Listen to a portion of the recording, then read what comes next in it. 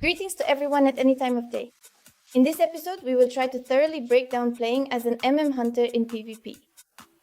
We'll analyze and discuss every spell and find out how to become perfect at playing this class. Let's start with the fact that true hunters must possess lightning-fast reflexes and exceptional cleverness. And of course, analyze every single fight, gradually making your strategies more and more perfect. I'd also like to mention that choosing the right pet and selecting talents for your companion plays a very important role. In PvP, the ideal choice is the crab. The main abilities of the pet are Mana Roar, Sacrificial Roar, which protects you from critical hits, and the ability to pounce, which literally knocks the opponent off their feet, thereby countering a wide range of their abilities. You should keep an eye on your pet's condition because its damage depends on it. To better understand your companion, make use of Beast Knowledge. It will show you the path to a strong and lasting friendship. Once you have found a loyal companion and learned to benefit mutually with the help of macros, you can move on to your own personal training. The Hunter has a special undispellable aura, True Shot Aura, which buffs all raid members as well as allied pets with a 10% increase to attack power. It is activated by clicking on this ability and should always be kept on. The Hunter also has 4 aspects, each designed to enhance either ourselves or the group depending on the situation. The main one is Aspect of the Dragon Hawk, which helps you dodge melee attacks and also gives a decent boost to your attack power. No less important is Aspect of the Viper. It helps you regenerate mana super quickly while you're kiting an enemy, since fighting them head-on isn't practical due to the 50% damage reduction. Aspect of the Cheetah increases our movement speed by 30% while on foot. It's used for chasing or escaping from an enemy. It also has an unpleasant debuff. When you take damage, it puts you in a dazed state.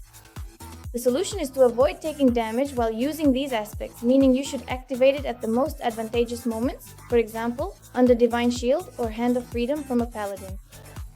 And the last aspect is Aspect of the Wild. It grants all party members resistance to nature damage. In practice, this means you have a chance to gain immunity against this school of spells, for example, all kinds of poisons, roots, druid spells, and so on. It's a very situational aspect.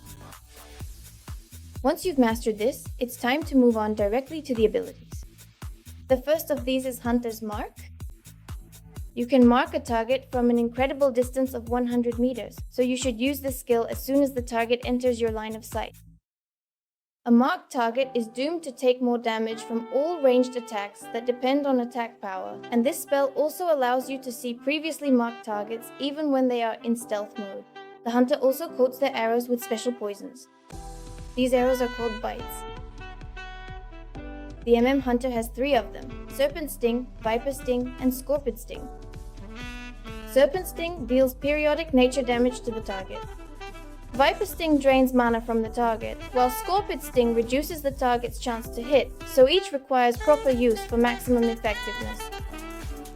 The spec is essentially built around combining stings with the main spell of this specialization, Chimera Shot, which, in addition to dealing damage, has a special effect depending on the type of sting applied to the target. For example, with Serpent Sting it deals additional damage, with Viper Sting it drains more mana, and with Scorpion Sting it even disarms the target. In addition to Chimera Shot, our arsenal also includes spells like Aimed Shot. It deals weapon damage and applies a non-dispellable debuff that reduces healing received by 50%. The damage from this spell is primarily physical, so it hits targets with less armor harder than it does plate wearers. We also have Arcane Shot, which simply deals damage. But this time, just like Chimera Shot, the damage is magical, meaning it's more consistent across all targets. It's worth figuring out how to control your opponent in an uneven fight. For this, the Marksmanship Hunter has abilities like Silencing Shot and Concussive Shot. The first one is also called Silence. This spell interrupts enemy casts and silences the target for 2 seconds. It's important to mention that this skill shot does not require a GCD, meaning you can use it at any time. The second one is commonly called Scatter. This spell puts the target into a state of disorientation for 3 seconds. In practice, it is used to place a freezing trap or arrow under the enemy, continuing the crowd control. Here are some macros for more convenient use. An unconventional form of control is a spell like Scare Beast, which in addition to pets and animals, can also be used on shamans in wolf form, as well as on ferals in any beast form. The hunter also has slowing abilities both at range and up close. The ranged spell is Concussive Shot, while up close it's Wing Clip. Importantly, both slows cannot be dispelled. The second type of slow comes from two more hunter traps, namely the Frost Trap and the Snake Trap. The first creates an area commonly referred to as an ice rink.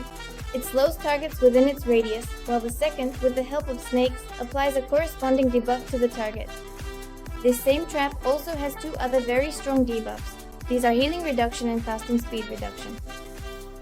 And since we're talking about traps, let's also discuss the explosive trap, which deals damage to targets in an area. It's most effective to place it in the ice rink zone or together with the snake trap. Keeping targets at a distance is very important for a hunter, since he can't deal damage at a range closer than 5 meters, which is called the melee zone. In this mission, a spell like Disengage is helpful. To use it to its full potential, I recommend jumping.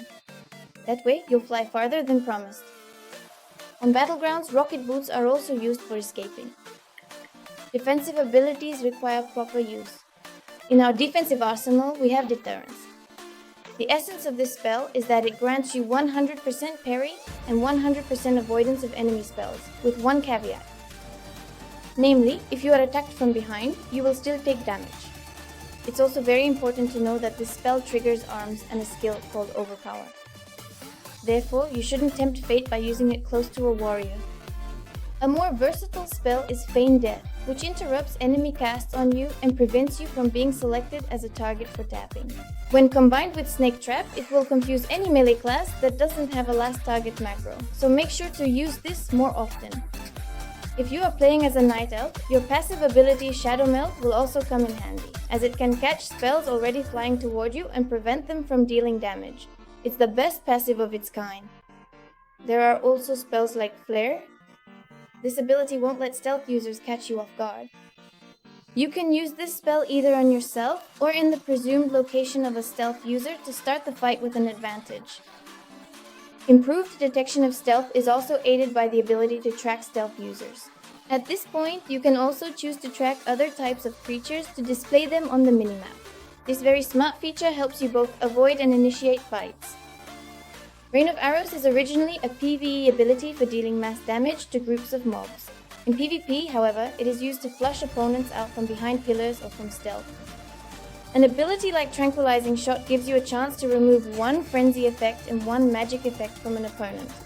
It would be quite good if it didn't consume a GCD. In practice, it is most often used to remove Hand of Protection, which grants immunity to physical damage, but it's also suitable for quick dispels and filling any gaps in your rotation. Now it's time to discuss the Marksmanship Hunter talent tree. The most versatile build in my opinion is this one, 75113.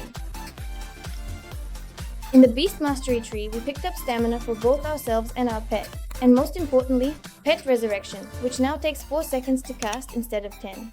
This means you'll actually be able to bring your companion back during combat, for example, by hiding behind a pillar or using Deterrence. In the Marksmanship tree, the Piercing Shots talent is taken at 1 point because even with 3 points the bleed damage is low, but the bleed effect itself is too useful to pass up. In the Survival tree, you should pay attention to the talent called Deterrence. With it, we gain an additional form of crowd control. Additionally, Survival Tactics reduces the cooldown of Disengage by 4 seconds, making us even more mobile. If you look closely at the tree, you'll see that most of the talents buff our damage, critical strike chance, and also help save mana. There are also the most suitable glyphs for PvP content. For MM, there's the Aim Shot glyph. It reduces the cooldown by 2 seconds. The Disengage glyph reduces the cooldown of the Disengage ability by 5 seconds, and the Serpent Sting glyph extends the duration of Serpent Sting. These 3 glyphs are the most useful. Once you've gained some experience, it's worth trying yourself in the arena. You might have great potential, but before that, you need to prepare your character by reaching certain caps to make them as advantageous and optimal as possible. The first cap is hit rating, because without it, you'll only scare off your prey without achieving the desired outcome in battle. We need 5% of it. The second most important cap is resilience. Depending on your PvP gear, it should be 900 resilience for Arena 6, 1000 for Arena 7, and 1100 for Arena 8. You should increase this stat wisely, understanding that if you stack too much resilience at the expense of crit and attack power, you'll become the prey yourself, since you won't be able to deal decent damage, which is exactly what sets a good hunter apart. There is no cap for attack power, but roughly speaking, a value of 6000 would be pretty good. You should keep your crit rate at around 55%. Another important stat is armor penetration rating, or ARP. You should focus on this stat if you have the opportunity. By equipping offset PV gear, try to keep your resilience around 1000 and aim for about 700 armor penetration for maximum benefit. As you begin your journey in the arena, you'll face all classes, and now it's time to discuss tactics for playing against each of them. We'll go over the main points right now. Hunter versus Death Knight. One of the hunter's strongest opponents. The PvP begins. Throw a freezing trap at your feet to avoid getting stunned by the pet. Next, use silencing shot. During this 2-second silence, we need to apply Serpent Sting and shoot Chimera Shot, after which the Death Knight will use Anti-Magic Shell and Death Grip. Right here, immediately use deterrence to prevent him from applying his dots. During this time, we are quite able to throw traps under him. That's exactly what we should do. At the end of deterrence, jump and use Disengage. If the Death Knight tries to stun your pet, immediately use your trinket, then use Aim Shot, Rapid Fire, and deal damage. On the next Death Grip, he's yours. Using Readiness, you can repeat all of this once again. If the Feral summons a Harpy, be sure to control it with a trap. If something goes wrong and you get gripped when Disengage is on cooldown, use your pet's anti-crit ability as well as Master's Call. The outcome of this PvP depends on how skillfully you can get out of melee range. Retribution Paladins. Well, with equal gear and assuming he doesn't use bubble, you can easily take him down in open terrain. Even if the paladin manages to get right up close to you, don't let him land a critical hit. For this, use the same anti-crit ability in case he saps you and decides to heal. Interrupt his healing with your pet. Use your trinket to break out of stun. In open terrain, the paladin won't be able to withstand your damage. If he's kiting you on his mount, under no circumstances should you chase after the chicken. Wait for him to initiate, deal damage to him as he tries to close the distance. Use silence shots at the right moment. Shadow Priests. Against this class in PvP, the priest's main task will be kiting, because with the simple spam of a single spell, Devouring Plague, they can easily wait for the hunter to die. In PvP, I start with a silence shot, then, just like with DKs, I follow up with Serpent Sting and Chimera Shot. After that, you should use Feign Death and immediately follow up with Aim Shot. Then use Deterrence. If you did everything correctly, you shouldn't have any DOTs on you yet, and the priest should be at 70% HP. During Deterrence, I use Readiness. If the priest tries to heal, I cancel Deterrence, silence them again, and repeat the initial sequence. At this point, the priest should go into shadow form. If this happens, then at the end of the cloud, we give the pet stun and press the full burst to get the killing proc. And voila, the priest rests in peace. Also, if you have an engineering weapon, don't skimp on bombs in PvP. Use boots, gloves, you can even press restraint. If you did something wrong and got hit with horror or disarm, immediately use your trinket and disengage to get into the cloud before the priest does. Warriors. Against this class, the classic strategy was kiting in the dead zone and mocking the class. And now I'll tell you how it was done.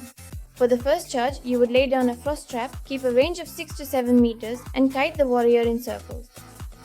Because of the slow, he moved 50% slower and couldn't get any closer or farther away to use another charge. And depending on his movements, you would move closer or farther away, constantly shooting at him. While the frost trap was on cooldown, you could use snake trap, proc a disarm, and keep repeating this cycle. In most PvP, warriors were able to take down anywhere from 3 to 10k on me, but there are servers where it's impossible to keep a warrior in a blind spot, and there you should use the same tactics as with other melee heroes. Robber. The most profitable way is to wait for the opening on the horn, standing on the lantern. At the end of the kite, give the stun to the pet, create some distance, and charge up an aim shot. If it crits, the rogue can't go into stealth because of the bleeds. This is the time to deal damage. If he uses blind, you can use your trinket. Don't let him escape and take him out in a single opener. Well, in general, rogues have never really been a problem. Feral. The same principle applies to the feral as to the rogue, the only difference being that this class is much easier to spot, and in 90% of cases, the cats don't even have time to stun due to the lantern, so we simply shoot them from afar. We give a break in a dash.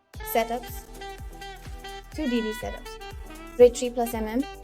Excellent damage. Lots of saves from the paladin, lots of control from us. This setup easily takes the top lines of the ladder. HP plus MM. Even more control. On top of all this, the priest's dispel is very useful, but the downside is that the priest is much easier to hit than the paladin, so the priest mostly kites and runs away, and you do everything else. Setups with a healer. In first place we have Ardru in the assist build. The main feature of this setup is control, cyclone, scatter, trap, and so on in a cycle. And also the druid's survivability is higher against 2 DPS than the next contender, and that contender is the Dis Priest. This setup is capable of turning the tables on any healer setup, and the hunter can control most double DPS setups and save their partner from certain death. That's how our guide turned out today. If you would like more detailed guides on PvP specs, write in the comments, leave a like, and be sure to subscribe to the channel. Here you'll find not only guides, but also entertaining videos. Good luck playing as a hunter. Let the top of the ladder be more than just a dream. See you!